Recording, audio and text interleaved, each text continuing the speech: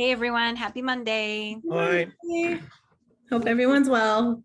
We're the Hatch Homes Group. Thanks for showing up to our Monday housing market update. So today we're going to actually spend some time talking about condos and the condo market. We're going to compare the condo market to the rental housing market and discuss some of the differences. So condos are a good place to start your real estate journey. It's a nice transition from renting to a condo to eventually a single family home, right? If you want, or you could love the condo market and never want to have a single family residence. So let's look at the average price of condos versus the average price of rentals and that monthly payment breakdown. And we'll go over some of the pros and cons of an HOA. And then, of course, we'll always go in depth in a consultation with you. But Michelle, why don't you take it from there? Okay, I'm going to share my screen here and I'm going to talk about our office's total market overview, which comes out every week. And it just gives us a good snapshot of what's happening in the market.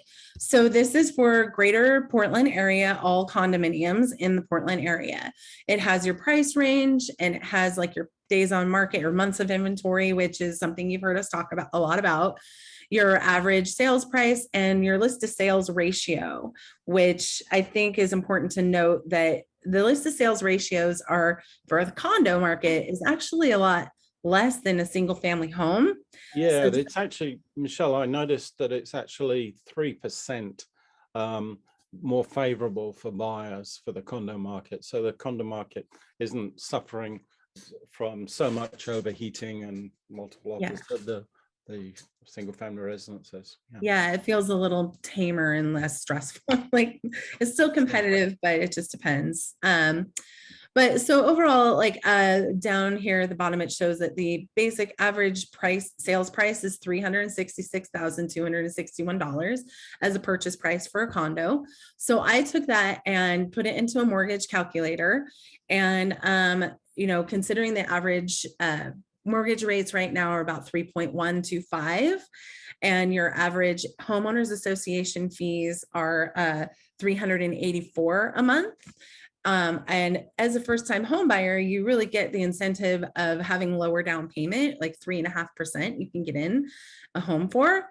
So I broke that down, your principal and interest payment, your taxes, because in taxes on average for condos, I put in 3,000, even though it varies. So this could, take that with a grain of salt.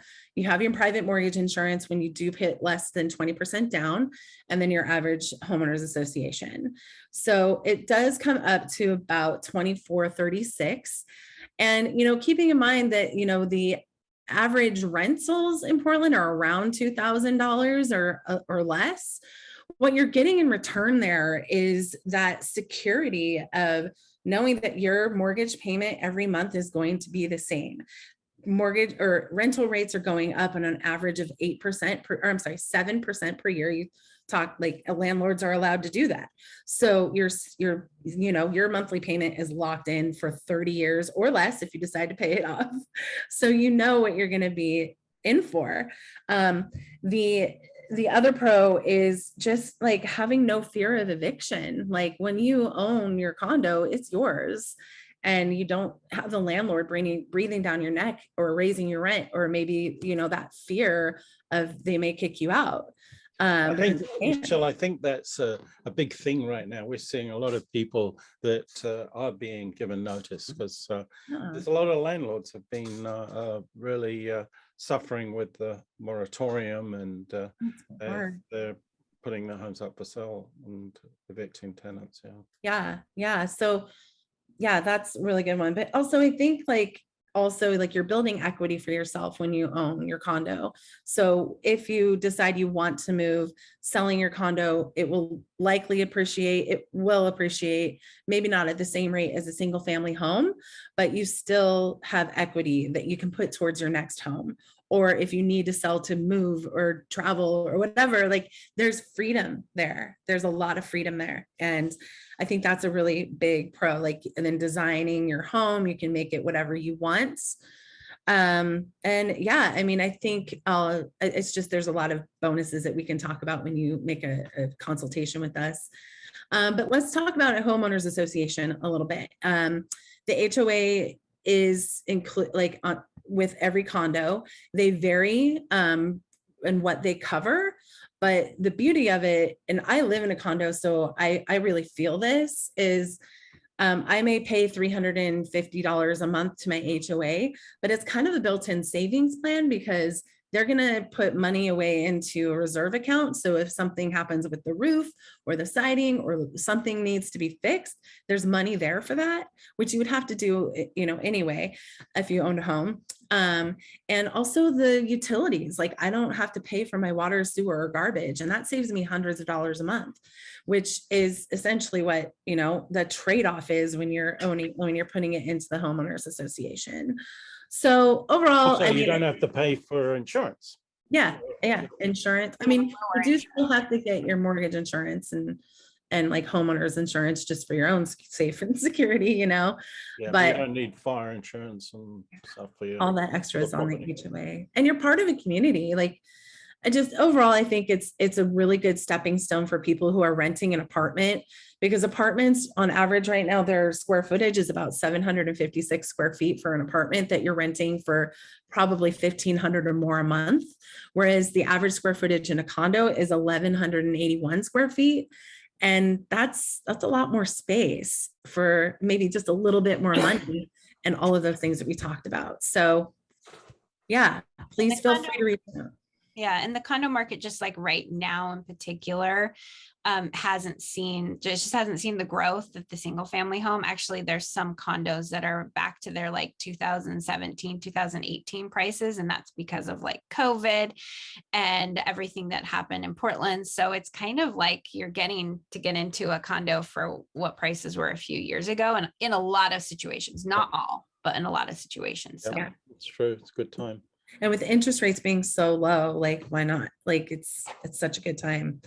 John, did you wanted to talk about our Portland Condomania? I wanted to talk a little bit about portlandcondomania.com, because this is a great resource, and we're getting feedback that people are enjoying this website. It's you can not only search for condos, but in all different ways.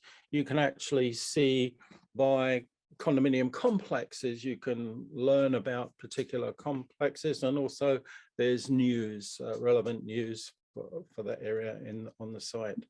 And and we have an exclusive relationship with Condomania. This is our website. Yeah. If you visit that website, you'll get linked directly to us as well. Mm-hmm. Yeah, I think it's really cool to be able to, like, if I wanted to live in Avenue Lofts, just like to go, like, we get a lot of people that are like, well, I just want to move to a bigger unit inside my building, so let me know when something comes up. So you can actually search, there's 7 listings in the Coin Tower, varying from 700 to 4.2 million. And Elliott Tower, I love Elliott Tower. Just gonna say it's beautiful. I'm showing one there today. Cool. Yeah, so anyhow, great website. You guys should reach out to us for all your condo questions. If you just like want to get into the Portland market, but can't quite, you're not ready for the single family home, or you just can't quite get to that average price of $567 for average single family home in Portland right now. Condos are a good option. We will break down in more detail the pros and cons. So reach out. Thank you for watching. Thank you. Have a good day. Okay, all the best.